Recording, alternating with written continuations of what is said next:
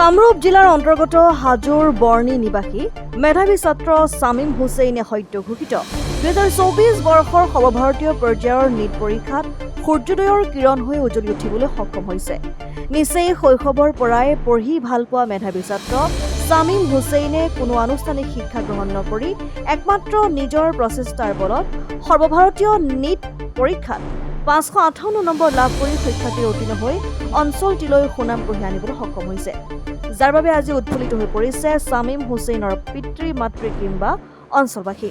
আৰু ভৱিষ্যতে এগৰাকী সুচিকিৎসক হোৱাৰ সপোন দেখা ছামিম হুছেইনৰ সপোনে বাস্তৱ দিশত ৰূপান্তৰিত হওক, আমিও জনাইছো অলেখ অযুত শুভকামনা।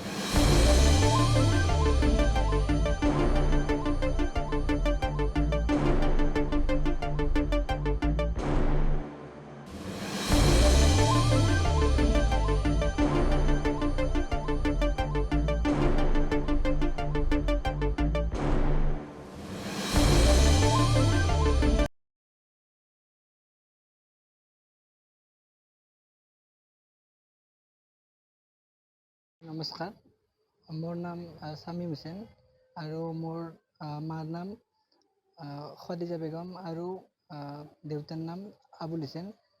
মই এইবাৰ সৰ্বভাৰতীয় নীট পৰীক্ষাত 558 নম্বৰ লাভ কৰিবলৈ সক্ষম হৈছোঁ আৰু মই যোৱাবাৰ হাজোৰ বিদ্যাৰ্থী ছিনিয়ৰ ছেকেণ্ডেৰীত পাঠদান কৰিছিলোঁ আৰু তেখেতসকলে আৰু তাৰ আমাৰ যিখিনি ছাৰ বাইদেউসকল আছিল তেখেতসকলেও মোক বহুত সহায় কৰিছিল এই ক্ষেত্ৰত মোৰ প্ৰিপাৰেশ্যন আৰম্ভ কৰাত। লগতে তেওঁলোকে বহুত এনকাৰেজো কৰিছিল মোক বিভিন্ন ধৰণে, বা তেওঁলোকে বিভিন্ন ধৰণে হেল্প কৰিছিল মোক। ক'ৰ পৰা তুমি এই এক্সামটো দিছিলা? মই নীটৰ এক্সামটো মানে এবছৰ মই কোনো ধৰণৰ অফলাইন কোচিং লোৱা নাছিলোঁ। মই এনেই অনলাইনতে চাইছিলোঁ আৰু আগতেও যিটো বিদ্যাৰ্থী পঢ়োঁতে যিটো ছাৰ বাইদেউসকলে শিকাইছিল সেই তাৰ নোটছবোৰ চাইছিলোঁ আগতেও, লগতে আৰু অনলাইনতো মই চাইছিলোঁ।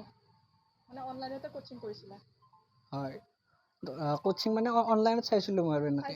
কিন্তু কোনো কোচিঙৰ ব্যৱস্থা নাছিলে? নাই, অফলাইন কোচিং লোৱা নাছিলোঁ মই। নিজেই পঢ়িছা? হয়। আৰু এদিনত কিমান সময় পঢ়িছিলা? এনেকুৱা ঠিক নাছিল, মই এনেকুৱা ডাইৰেক্ট কেলকুলেট কৰা নাছিলোঁ। হয় হয়। ভৱিষ্যতে কি হোৱাৰ সপোন দেখিছা? ভৱিষ্যত মই এজন চিকিৎসক হ'ব বিচাৰোঁ আৰু লগতে প্ৰথম কথা এজন সুনাগৰিক হোৱাটো বিচাৰোঁ।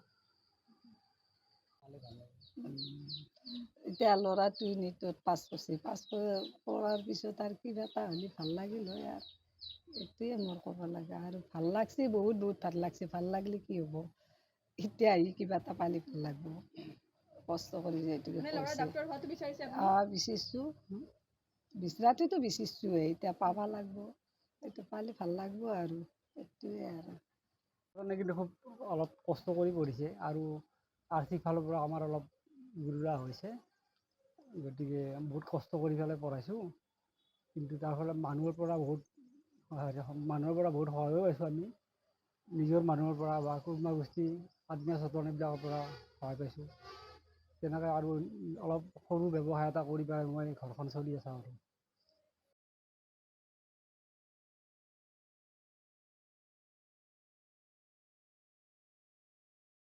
হাজোৰ পৰা অনামিকা কলিতাৰ ৰিপৰ্ট, ডেমক্ৰেটিক আছাম।